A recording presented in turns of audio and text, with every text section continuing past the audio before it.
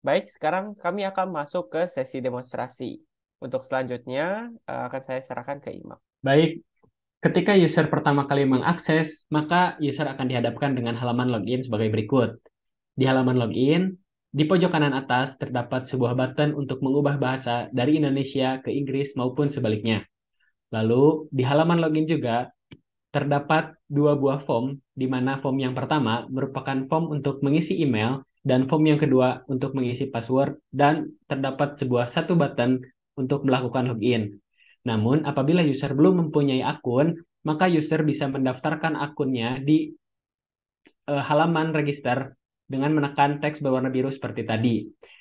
Lalu di halaman register terdapat 4 buah form, di mana form yang pertama ialah nama, dan form yang kedua ialah email, dan form yang ketiga adalah password, dan form yang terakhir ialah konfirmasi password. Ketika user telah mengisi semua informasi yang dibutuhkan, maka user bisa menekan button sign up. Ketika sign up berhasil dilakukan, maka user akan diarahkan langsung ke halaman dashboard. Namun, untuk demonstrasi kali ini, kami akan menggunakan akun yang telah dibuat sebelumnya karena telah terdapat data agar kami lebih mudah mendemonstrasikannya. Baik, di halaman dashboard terdapat 3 buah card di sebelah atas. Card yang pertama merupakan card yang menunjukkan jumlah uang saat ini. Lalu card yang kedua, akumulasi dari pemasukan dan pengeluaran per hari ini, dan card yang terakhir merupakan akumulasi pemasukan dan juga pengeluaran per bulan ini. Lalu di bawah terdapat log transaksi harian, baik income maupun expense, yang dibedakan dengan teks berwarna hijau ataupun berwarna merah, dan juga icon panah ke bawah dan juga panah ke atas. Selain itu, kita juga bisa memfilter tanggal berapa transaksi ingin dilihat. Apabila di tanggal tersebut tidak ada transaksi, maka akan menunjukkan seperti ini, dan ketika di tanggal tersebut terdapat transaksi, maka akan menunjukkan transaksi di tanggal tersebut. Selain itu juga terdapat button untuk mengubah scope yang tadinya transaksinya harian menjadi transaksi bulanan. Begitupun di transaksi bulanan, kita bisa melakukan filter berdasarkan bulan dan tahun yang kita pilih. Untuk selanjutnya saya serahkan ke Vincent. Baik, di halaman dashboard ini terdapat tombol plus di bawah kanan, itu artinya adalah untuk menambahkan transaksi. Ketika user menekan tombol tersebut, akan masuk ke halaman Add Transaction yang di mana user dapat dengan mudah untuk menambahkan pemasukan yaitu income atau expense yaitu pengeluaran. Nah, untuk demonstrasi kali ini kita akan mencontohkan pemasukan atau income. Di sini terdapat 4 field yang harus diisi oleh user ketika membuat sebuah transaksi. Yang pertama adalah nama, kemudian adalah jumlah pemasukannya, dan ada drop down yaitu kategori. User juga dapat membuat kategori dengan menekan tombol new kategori yang ada di kanan. Ketika tombol tersebut ditekan, maka akan muncul pop-up di mana ada field yang harus diinput oleh user untuk menambahkan nama kategori yang baru tersebut. Misalnya adalah uang jajan.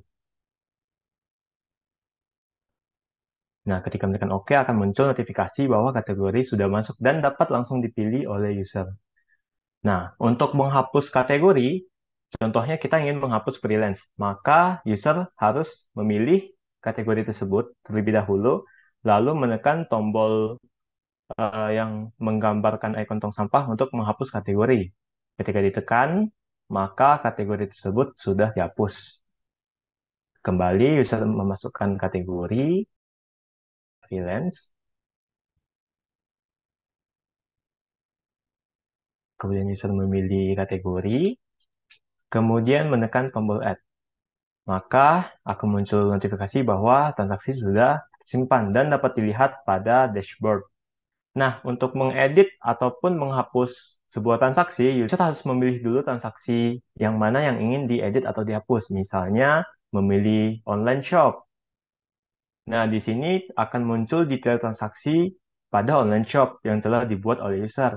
Di sini ada tombol edit yang pertama, kita akan menekan tombol edit. User dapat dengan mudah untuk mengubah, contohnya mungkin hampersnya kita ubah menjadi hampers 1. Nah, di kategori ini terlihat bahwa ada selected kategori online shop. Ini menandakan bahwa kategori yang sedang diedit oleh user adalah online shop. Nah, kita coba untuk mengubah kategorinya. Mungkin kita coba mengubah menjadi uang jajan misalnya. Dan menekan tombol save.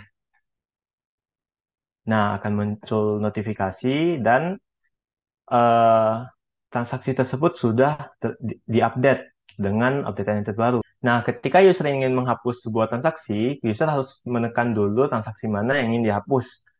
Misalnya menekan uang jajan. Nah, di situ akan masuk ke detail page, di mana tertera detail dari transaksi uang jajan. Nah, user harus menekan tombol delete. Ketika menekan tombol delete, maka akan muncul pop-up yang akan menanyakan user apakah ingin menghapus transaksi ini atau tidak. Ketika user menekan tombol delete lagi, maka transaksi akan terhapus dan akan muncul alert bahwa transaksi sudah dihapus dan di dashboard sudah terhapus. Baik, sekarang kita akan masuk ke page news atau berita yang terdapat di atas kanan di navigation. Di sini terdapat berita-berita global yang diambil dari Genius API dengan query finance. Jadi di sini user dapat melihat banyak berita-berita global yang bertema tentang finansial ataupun bersangkutan dengan keuangan. Di sini kita bisa lihat beberapa eh, title dan deskripsi dari berita tersebut. Tapi namun ketika user ingin membaca artikel secara lengkap, kami juga menyediakan tombol read more yang ketika ditekan akan mengarahkan ke artikel tersebut. Baik, kita kembali ke aplikasi Komani dan kita akan masuk ke About. About itu terdapat pada footer, yaitu ada About Komani dan juga About Our Team. Kita akan masuk ke About Komani terlebih dahulu. Nah, di About Komani terdapat informasi-informasi mengenai apa itu Komani dan kenapa harus memilih kami. Itu terdapat 3 fitur utama kami. Dan di dalam aplikasi Komani ini juga terdapat fitur pengganti bahasa yang ada di navigasi atas. Ketika ditekan, maka akan mengubah bahasa dari Inggris ke Indonesia dan sebaliknya. Dan yang terakhir, kita akan masuk ke halaman Our Team. Di sini terdapat informasi mengenai tim kami sebagai pengembang dan juga ada 3 link yaitu GitHub, LinkedIn, dan juga Instagram. Selanjutnya akan dilanjutkan oleh Rian. Baik. Selanjutnya saya akan menjelaskan tentang halaman Saving Planner atau perencana tabungan. User akan disuguhkan 2 macam tampilan. Yang pertama, apabila user mempunyai perencanaan tabungan, maka akan ada keterangan bahwa tidak ada tabungan yang terencanakan.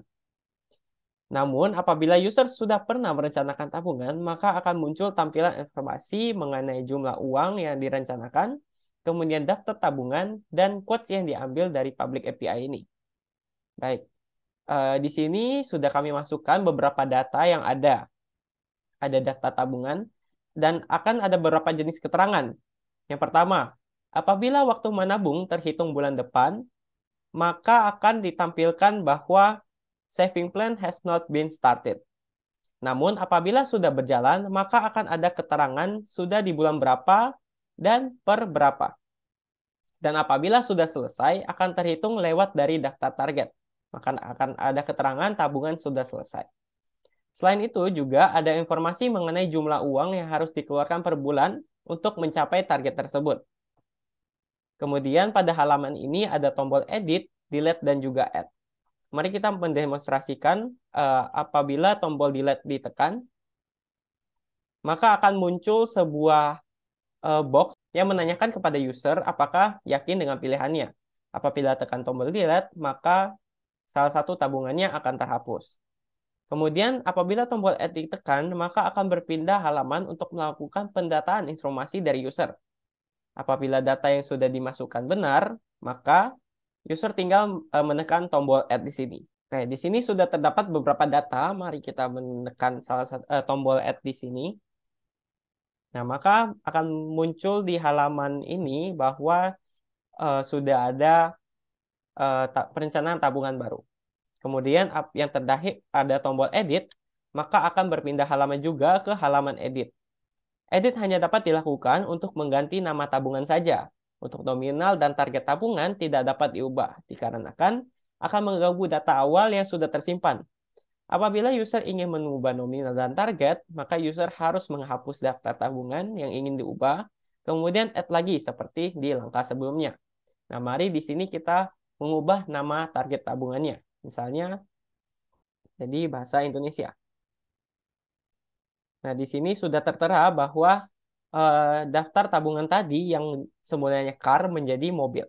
Baik, sekian demonstrasi yang sudah kami sampaikan. Kami dari tim Komani pamit undur diri.